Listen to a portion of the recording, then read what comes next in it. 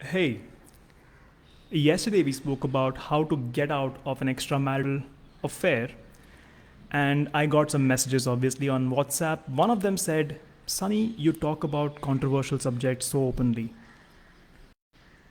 I'm not sure if I can call it controversial, and I'm not sure if I should take that message as a compliment.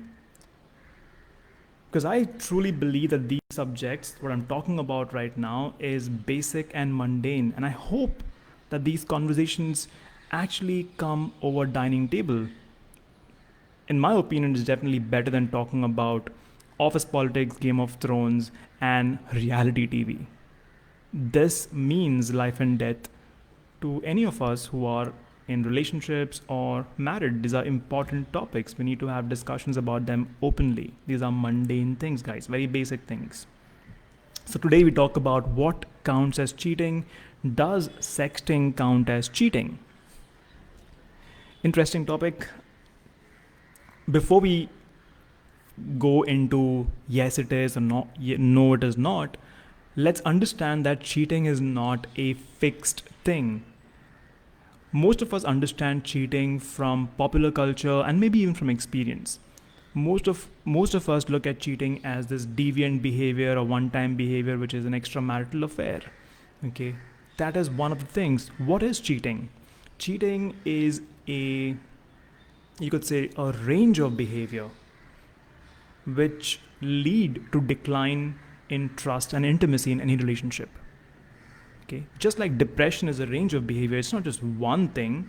There could be different ranges of depression. So there's a different set of range. There's a range for behaviors of cheating. But what's really important to pay attention to is, are those behaviors leading to a decline in the intimacy and trust in any given relationship or marriage? That really is the key. So, considering this context, let's put that question again. So, does sexting equate to cheating? What do you think? What about pornography?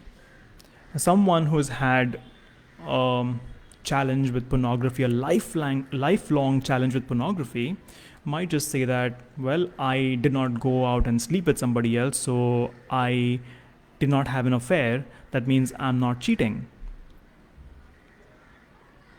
The question that we should really be asking ourselves is my compulsive behavior affecting my relationship? Is it leading to a decline in trust and intimacy in my relationship? If the answer is yes, not yes, but yes. If it's a yes, then it is falling in that spectrum of behavior. It doesn't matter if you go out and actually do one behavior like an extramarital affair or sleep with someone, because that is one of the behavior in the spectrum, you see. Same applies for sexting, so nothing different. The only difference is that there's an actual person behind the scene, behind that social profile, but it is the same thing. You're using visual, you're using your fantasy. Ultimately, it's if it's impacting your intimacy, if it's impacting your trust in a relationship. A good litmus for this is, well, think of a scenario where you're driving and your phone is with your spouse. You need to get some information out of your phone. Would you be comfortable just unlocking your phone and giving it to them for those few moments? And if you do unlock your phone and give it to them, would you be shitting bricks, getting worried, breaking cold sweat, thinking, what if they find something? I'm not talking about using those really stupid apps as your hidden folder apps. I'm talking about just in general. If everything is open, would you be okay? If it is not okay, that means you're already split into two. That means you are thinking from two minds. That's already a less than positive place to be in. Okay, and that also indicates to the decline of trust and intimacy in the relationship. So you got to do this litmus test on your own and check this for yourself, because I'm no one to preach it to you. This is your life, my friend. Another example of this behavior or behaviors on this spectrum, which we call cheating, is emotional affairs. So what is emotional affair? It is an affair where one of the partners is emotionally unavailable for their partner or their spouse in a marriage. Now we must understand that what it is not.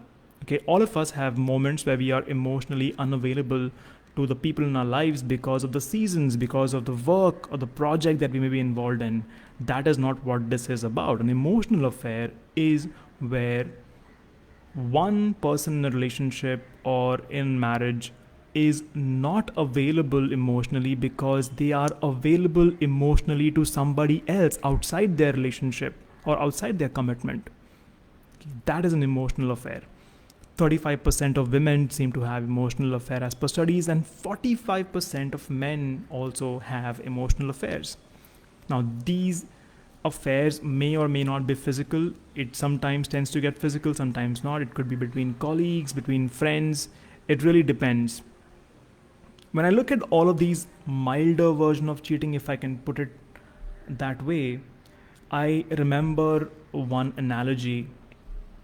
Think of a hot cup of coffee. I like hot coffee. And if it starts losing its steam, it loses all its heat. If it's kept under the fan for some time, it becomes lukewarm, room temperature. And at that point, there's no fun in having that coffee. You could take cold coffee. If you make it sit, it loses all its chill, and what you're left with is just a sludge at room temperature. It's no fun. So a lot of people who are in this mild forms of these behaviors that lead people away from intimacy and trust in their relationship, the mild forms, they tend to carry on because they think that they are not cheating, because they are not doing what those bad guys do. They are the ones who are having extramarital affair, but I am the one who is not cheating. If that's what you're thinking, then the litmus test is already given to you earlier. Then let me just say, it's even a more dangerous road, because someone who is going through an extramarital affair is really breaking ground, going out of their comfort zone, and when it is found, when it breaks up, it comes out, then both the parties involved, both the grieving party and the party which has done the act, well, it's a moment of reckoning for all of them. There is soul searching that happens, there's a lot of heartbreak, a lot of tears, a lot of pain, and there is still a good chance that people might turn around their lives and come back out of it, bounce out of it. But when you're doing mild versions of cheating, well, that's like having coffee which has lost its heat or lost its chill completely, because people unfortunately tend to keep droning on in such relationships all the way without intimacy and trust, and all they have is just really sad and poor taste of WhatsApp jokes to forward about marriage in their groups. So really speaking, that's where the scene is. If you are in this situation right now, I just want to tell you directly that you are not a cheater. The world might call you a cheater. Just because this behavior is happening, it doesn't make you a cheater. You are actually an intelligent, beautiful person, a person with unlimited potential. The only thing is that you're not aware of the reasons behind your compulsive behavior. You don't know why you're doing this. That is because the reasons remain in your blind spot. The blind spot which your conscious mind cannot see. But you know what the best part is? Your unconscious mind, it not only can see your blind spot, but it also has the optimum solution to get you out of this sticky situation. Just imagine, even right now, even as you go to sleep every night, the solution, the best solution, sleeps within you. The only question you need to ask yourself is, when will you ask for it? When will you set the intention to come out of the situation? And all you have to ask yourself is just this: do my actions lead to decline of trust and intimacy in my relationship, or do my actions lead to more trust and increase in intimacy in my relationship. And if that's not the case, really speaking, then whom are we kidding? We just need to go ahead and do the right thing and move on from where we are. After all, you got one life, and so do I. Right? So if this made sense to you, drop me a message. Let's have a conversation. Let's take things forward. Take care. Good night.